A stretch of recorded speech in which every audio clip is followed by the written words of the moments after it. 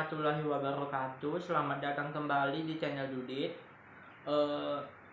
Pada pertemuan yang ketiga ini kita akan membahas tentang struktural genetik.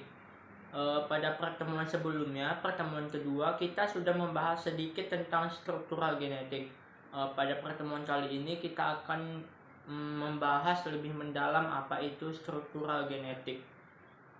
Baiklah, saya akan menjelaskan kembali apa itu struktural genetik dalam sebuah karya sastra. Jadi struktural genetik dalam sebuah karya sastra merupakan metode penelitian sastra yang populer digunakan. Munculan teori ini karena ada salah satu seorang sosiologi dari Prancis yang tidak puas dengan pendekatan strukturalisme yang kajiannya menitik beratkan pada unsur-unsur intrinsik saja, tanpa memperhatikan unsur ekstrinsik yang berada di dalam sebuah karya sastra. Hakikatnya karya sastra selalu berkaitan dengan masyarakat dan sejarah yang turut mengkondisikan penciptaan karya sastra, walaupun tidak sepenuhnya di bawah pengaruh faktor luar atau ekstrinsik. Struktural genetik sering juga disebut dengan strukturalisme historis, atau orang menganggapnya karya sastra itu dianalisis dari segi historisnya. Baiklah, tadi saya sudah membahas sedikit apa itu struktural genetik. Sekarang saya akan membahas bagaimana sih cara pendekatan struktural genetik di dalam sebuah karya sastra. Di sini saya mengambil berdasarkan puisi oleh pengarangnya yaitu Chairil Anwar. Sebelumnya saya sedikit bercerita nih, siapakah Chairil Anwar? Masa iya ada yang tidak tahu dengan Chairil Anwar? Baik, Chairil Anwar yaitu merupakan salah satu pelopor karya sastra di Indonesia pada kisaran tahun 45. Ia lahir di Medan, Sumatera Utara pada tanggal 22 Juli 1922. Karya-karya sastra yang diciptakan oleh Chairil Anwar ini kebanyakan terinspirasi dari pengalaman hidupnya, mulai dari cerita pernikahan hingga perceraian istrinya Hafsah. Dalam hal inilah yang akan kita bahas mengenai puisi dari Chairil Anwar dan kajiannya di dalam struktural genetik. Sebelum itu mari kita simak puisi tersebut.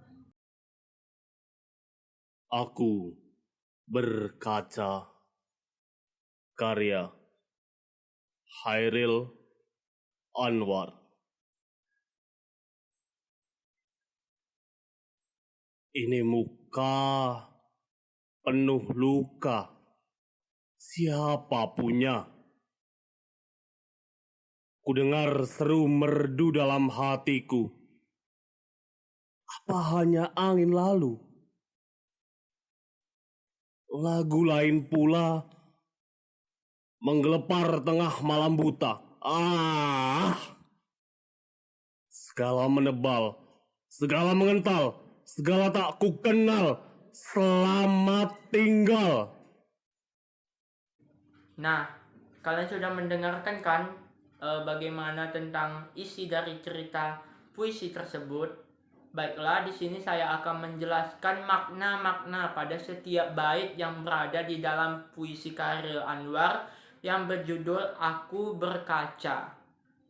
Pada bait pertama dijelaskan yaitu begini bunyinya. Ini muka penuh luka, siapa punya?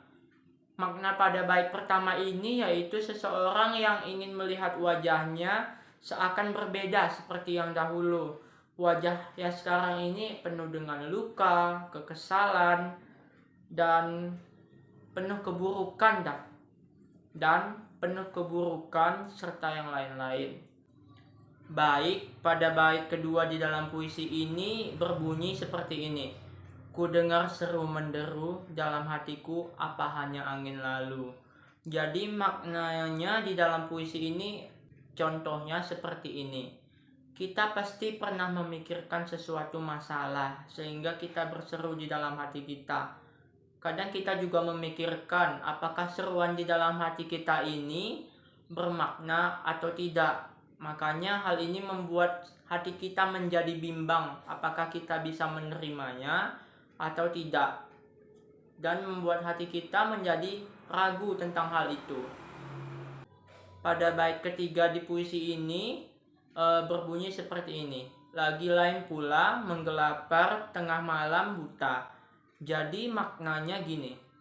Semakin malam di tengah kesunyian, pasti seseorang yang punya masalah ini jadi overthinking. Jadi kepikiran tentang masalah tersebut karena sampai sekarang belum selesai-selesai gitu kan. Jadi hal ini membuat kita kesulitan untuk tidur, sehingga membuat kita bergadang karena memikirkan masalah ini. Nah, pada bait keempat di dalam puisi ini berbunyi seperti ini. Segala menebal, segala mengental, segala tak ku kenal, selamat tinggal. Makna dari kata di sini melambangkan sebagai rasa letih, rasa capek tentang semua yang telah digapai tapi tak kunjung-kunjung usai, gitulah lebih kurangnya. Segala menebal itu bermakna tak terlihat dengan jelas, makin lama makin suram, makin tidak menemukan ketitikpastian. Segala mengental, segala tak ku kenal. Segala tak ku kenal ini menggambarkan semakin yang tidak terdapat dilihat dengan jelas gitu. Kemudian merasa sulit untuk memahami hingga akhirnya memilih mengabaikan semuanya dengan kiasan selamat tinggal. Jadi dapat dijelaskan kenapa Chairil Anwar menulis puisi ini, yaitu mungkin saja Chairil Anwar sudah sangat letih dengan permasalahannya yang ada di hidupnya, sehingga mengekspresikan semuanya ke dalam bentuk puisi dengan kiasan-kiasan yang indah. Demikianlah hubungan struktural genetik dengan puisi karya sastrawan kita, yaitu Chairil Anwar. Lebih dan kurang mohon dimaafkan apabila saya ada kesalahan dalam menjelaskannya. Saya tutup dengan wabillahi taufik wal hidayah. Wassalamualaikum warahmatullahi wabarakatuh.